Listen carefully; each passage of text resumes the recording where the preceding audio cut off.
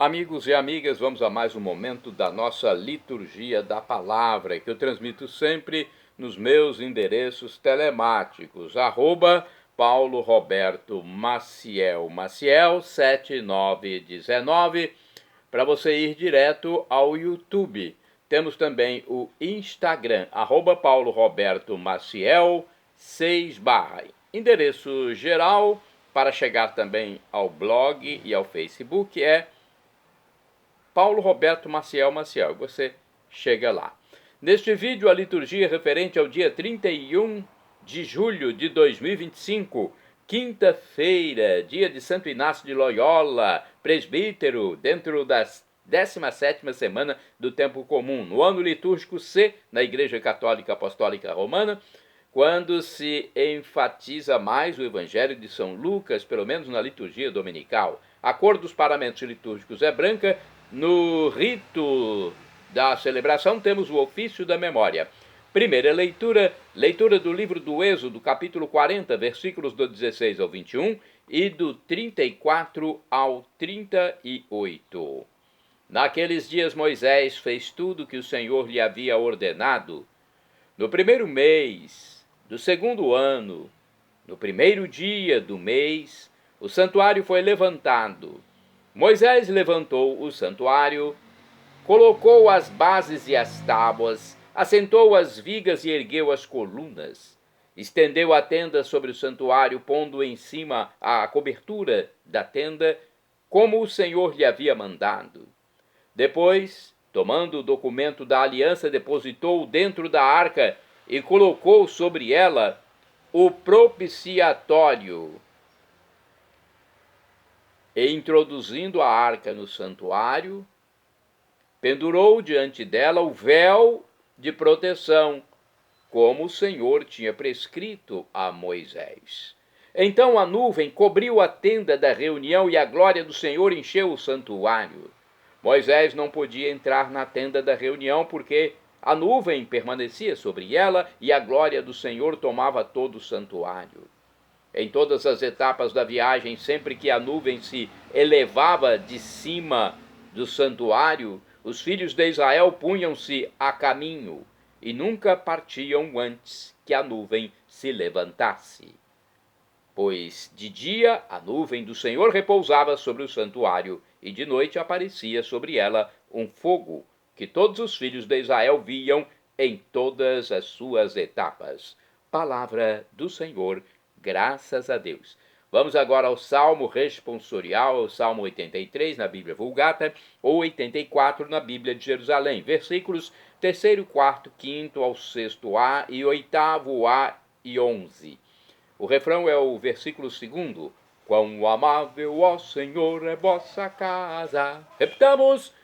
Quão amável, ó Senhor, é vossa casa. Minha alma desfalece de saudades e anseia pelos átrios do Senhor.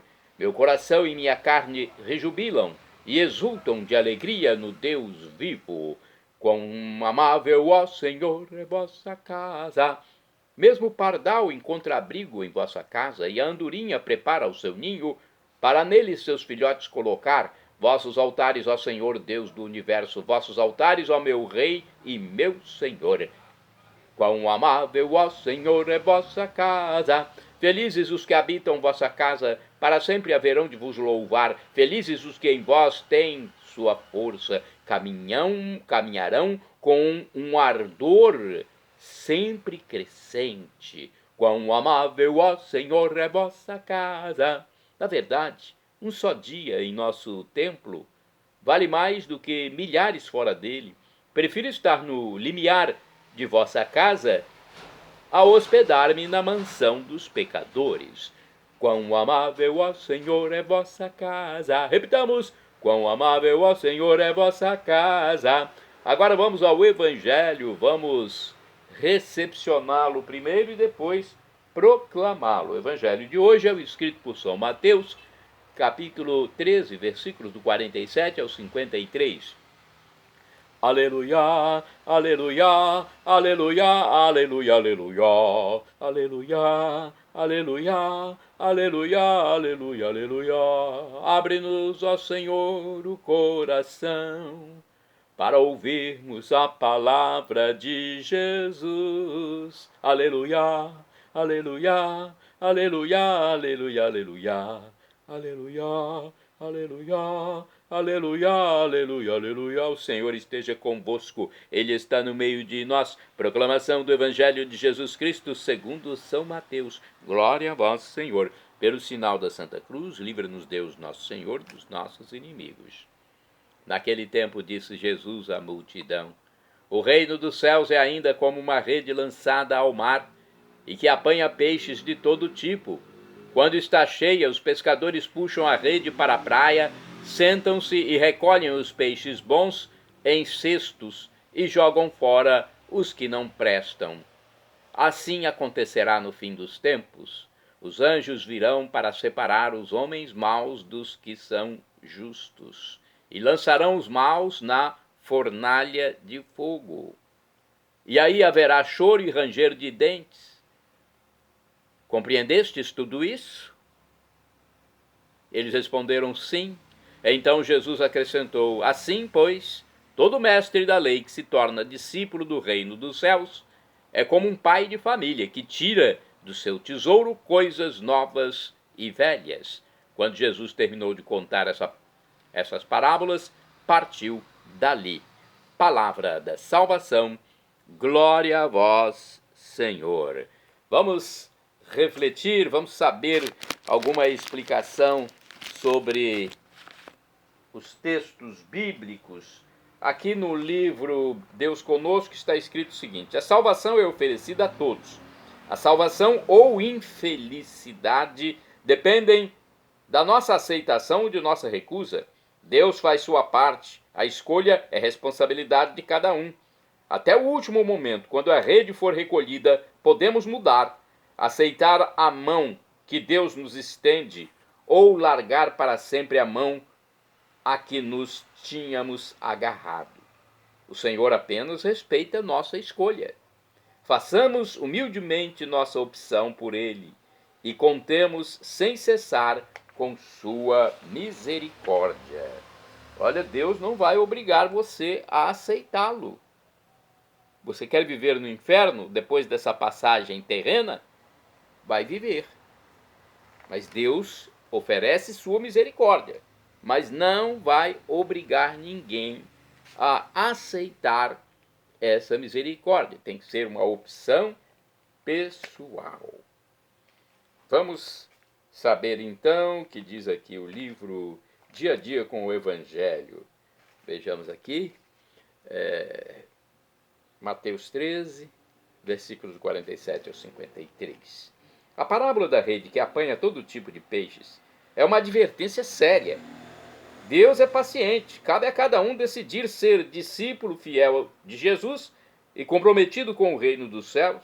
É prudente fazer da própria vida uma constante doação a serviço do próximo.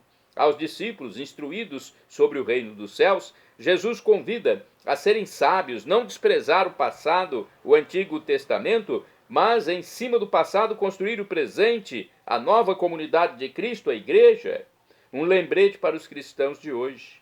Não se podem ignorar 2000 anos de história do cristianismo.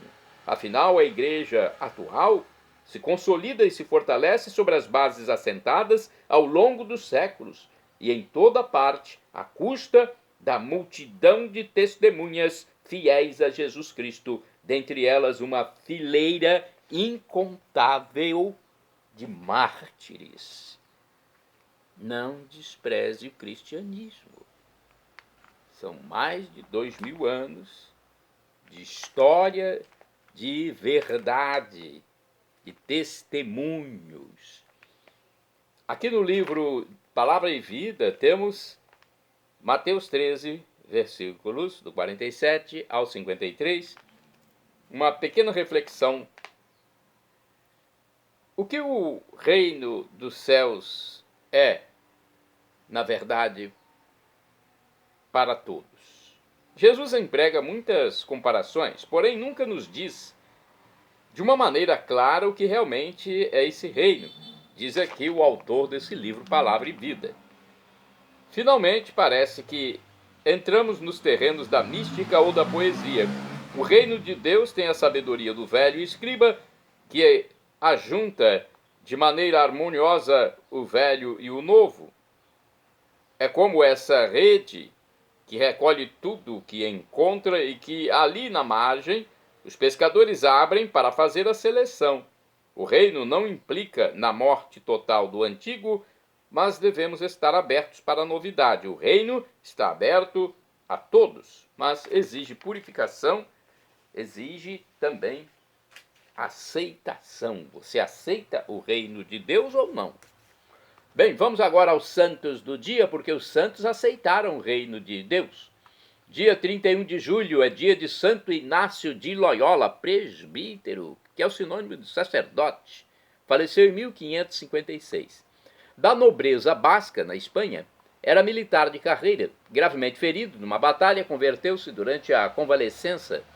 Após um pedido de recolhimento e estudo, reuniu um grupo de jovens para empreender ações apostólicas e com eles fundou depois a Companhia de Jesus dos Padres Jesuítas para defender a fé como soldados ad maiorem Dei gloriam, para a maior glória de Deus. De acordo com o site do Vaticano, Inácio de Loyola nasceu em 1491 em Azpeitia, País Basco, na Espanha. Era destinado à vida sacerdotal, mas sua aspiração era de se tornar cavalheiro.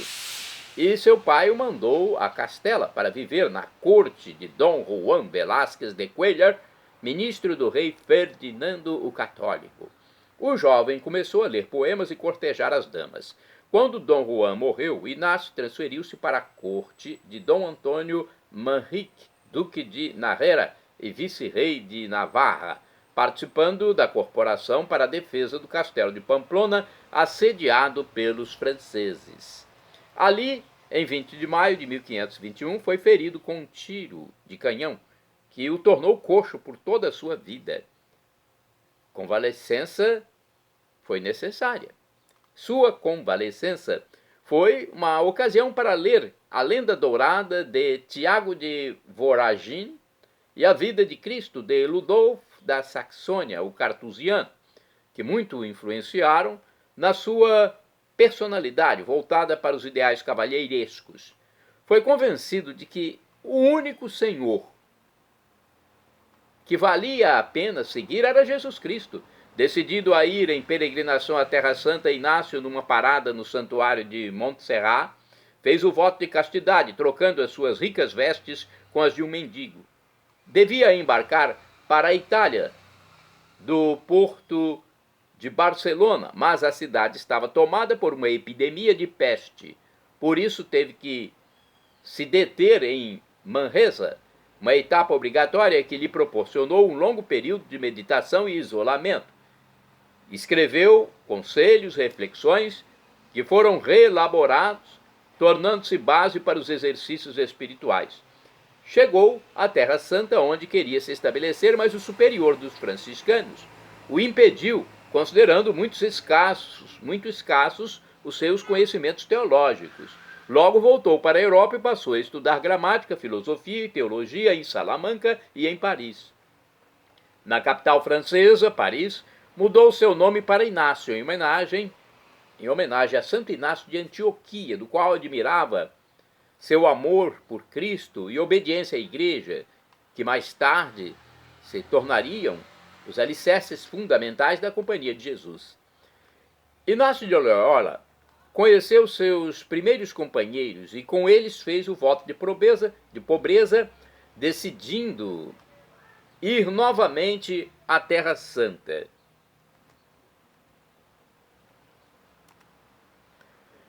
Porém, não foi possível. Isto por causa da guerra entre Veneza e os turcos. Então Inácio e seus companheiros se apresentaram ao Papa, ao qual prometeram obediência. O Papa disse a Inácio de Loyola e seus companheiros: por que ir a Jerusalém? A Itália é uma boa Jerusalém para produzir frutos para a igreja? Em 1538, o Papa Paulo III concedeu a aprovação canônica à Companhia de Jesus. Os padres peregrinos ou reformados, que só mais tarde foram chamados jesuítas, praticaram a missão em toda a Europa e depois na Ásia e no mundo inteiro. Levavam em todos os lugares seu carisma de pobreza, caridade e obediência absoluta ao Papa. Inácio cuidou da preparação cultural e teológica dos jovens. Formou docentes e fundou colégios que adquiriram fama internacional graças ao altíssimo nível científico. Por obediência ao Papa, Inácio permaneceu em Roma para coordenar as atividades da companhia e cuidar dos pobres, órfãos e enfermos, a ponto de merecer o título de apóstolo de Roma. Dormia cerca de 4 horas por noite, mesmo com cirrose hepática e cálculos biliares. Morreu na sua cela em 31 de julho de 1556. Seus restos mortais encontram-se na Igreja de Jesus, no centro de Roma. Santo do dia 31 de julho, São Fábio, mártir, que faleceu mais ou menos entre 303 e 304. Cristão condenado à morte em Cesareia da Mauritânia, atual Argélia, por recusar-se a portar a bandeira do governador numa cerimônia pagã. Este é o resumo da vida de São Fábio. E de acordo com o site Aletheia, na primeira parte da Passio Sofrimento de São Fábio, narram-se a confissão, o julgamento e o martírio e a posse das relíquias do santo pela cidade de Cartenas, atual Ténès, Argélia. Por volta de 303 ou 304, na perseguição anticristã do imperador Diocleciano, o governador romano da Mauritânia convocou uma manifestação religiosa em Cesareia. Fábio, que era um soldado cristão, foi escolhido para carregar a bandeira do governador adiante da procissão que precederia o evento. No entanto, como a cerimônia teria um caráter pagão, ou seja, a adoração ao imperador como se ele fosse um deus, Fábio recusou-se a participar e foi preso como punição. Foi levado a um tribunal onde permaneceu firme em seu propósito e proclamou sua fé cristã. A sentença para ser decapitado foi inevitável. Conta-se que para impedir o enterro e posterior veneração popular, sua cabeça e seu corpo foram lançados ao mar em pontos diferentes, mas o mar milagrosamente os reuniu e seus restos mortais ainda estão preservados em Ténès, na Argélia. Santo do dia 31 de julho, São Germano de Auxerre, bispo, faleceu em 448. Germano de Auxerre ocupou alto cargo de governador na província do Império Romano. Era simples leigo quando foi eleito bispo de Auxerre, na França, distribuiu seus bens aos pobres, empenhou-se na formação dos clérigos e dos monges, fundou um mosteiro e construiu 2 basílicas. Enviado à Inglaterra pelo Papa São Celestino I, livrou esse país da heresia pelagiana. De acordo com o site aletheia.org, Germano nasceu em Auxerre, na França, no ano 378, numa família de nobres gauleses. Recebeu boa educação, estudou direito em Roma e tornou-se um renomado advogado. Casou-se com Estáquia, mulher de alto padrão social, notável por sua riqueza e boa formação moral. O então imperador Flávio Honório enviou-o de volta à Gália, onde foi nomeado duque-governador, oficial imperial de várias províncias, tornou-se clérigo e teve como discípulo São Patrício, pregador e futuro primeiro bispo da Irlanda, que permaneceu em Auxerre por muitos anos. Em 418, Germano foi nomeado bispo de Auxerre e fundou o mosteiro de São Cosme e São Damião. No sínodo de 429, Germano foi designado a lutar contra o pelagianismo, especialmente na Bretanha, para onde ele empreendeu 2 viagens com 16 anos de intervalo, 430 a 448. Foi durante sua primeira viagem à Bretanha, acompanhado por São Lupo, bispo de Troyes, que conheceu uma menininha de 10 anos, que ele dedicou a Deus e que se tornaria Santa Genoveva. 17 anos depois, ele a veria novamente, na Lutécia, em sua segunda viagem à Inglaterra. Como Germano, ela havia escolhido a igreja e o império. Este cálculo político levou a apoiar os pagãos francos para promover sua expansão e incentivar a conversão deles ao cristianismo. Este foi o triunfo póstumo de Germano. Vamos ver o triunfo dele? Santa Genoveva, sua filha espiritual, permitiu a construção de um reino romano cristão que deu origem à França. Na segunda viagem foi acompanhado por São Severo, 14º bispo de Treves e discípulo de Santo Hilário, arcebispo de Arles. Nesta segunda expedição, Germano ajudou os britânicos a vencer ataques dos invasores com o grito de guerra Aleluia, para evitar uma incursão punitiva de Flávio Aécio na Armórica, Bretanha, cujos habitantes haviam se rebelado. Germano viajou em 447 para Ravenna, então sede imperial, a fim de encontrar-se com Gala Plácida e seu filho Valentiniano. Germano conseguiu, assim, obter o perdão aos habitantes da Armórica.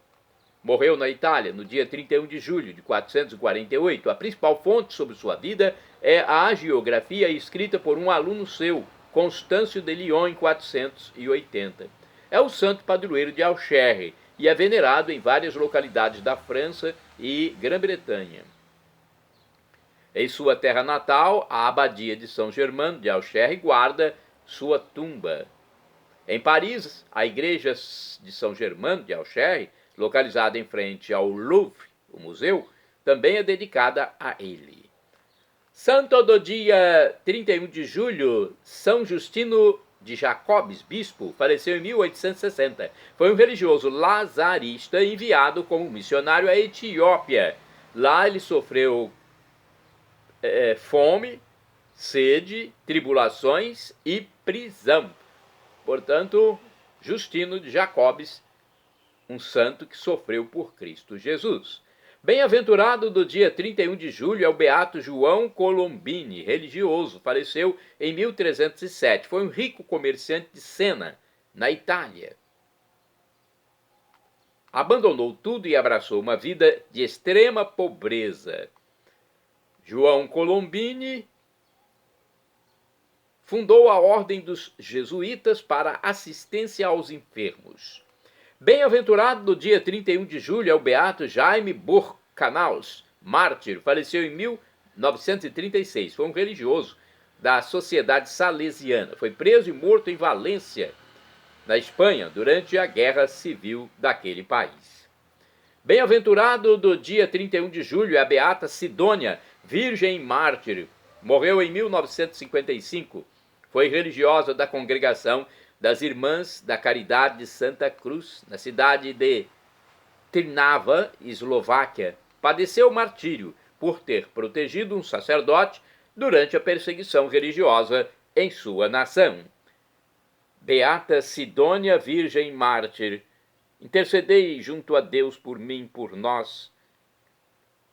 Beata Sidônia, rogai por todos nós, junto a Deus Pai, Deus Filho e Deus Espírito Santo. Shalom Adonai é uma expressão hebraica que significa a paz de Deus, é o que eu desejo para todos vocês. El Shaddai, também do hebraico, significa Deus onipotente, Deus todo-poderoso. Ele proverá aquilo que você deseja se for para o seu bem. O professor e escritor de mais de 100 livros da Igreja Católica, Felipe Rinaldo Queiroz de Aquino, em seu canal no YouTube, diz que Deus pode nos dar uma dessas 3 respostas quando pedimos algo: sim, não ou espere. Qualquer das 3 devemos acatar, afinal de contas, a resposta vem de Deus, o Criador de tudo, o Criador do universo, o nosso Criador, que é onisciente, onipotente e onipresente. E agora eu clamo do aramaico dialeto de Jesus, Maranatá, como dizem os nossos católicos, ou Maranata, como dizem nossos irmãos separados, os evangélicos ou protestantes. Não importa a pronúncia, o significado é o mesmo. Vinde, Senhor Jesus, um dia ele voltará e será o juízo final. Esteja preparado para receber a vida eterna com um corpo transfigurado, semelhante ao de Jesus quando ressuscitou. Um corpo que não estará mais sujeito a esse tempo e esse espaço. Um corpo com novas propriedades para durar por todos os séculos dos séculos, ou seja, para sempre. É a vida definitiva na volta de Jesus. Para isso, seja batizado, arrependa-se dos seus pecados, para não morrer em pecado mortal, e crê em Jesus como Deus no mistério da Santíssima Trindade, que tem o Pai Criador, o Filho Redentor e o Espírito Santo Santificador. Um mistério que não cabe a nós, criaturas, querer decifrar. Perdão, Senhor, pelos meus pecados passados, presentes, futuros, físicos e espirituais. Pecados do pensamento, palavras, atos, omissões, e me dê a vida eterna. Meu Jesus, eu quero a vida eterna convosco. Acesse @Paulo Roberto Maciel 6 /, ou então digite Paulo Roberto Maciel e vá ao blog, YouTube e Facebook.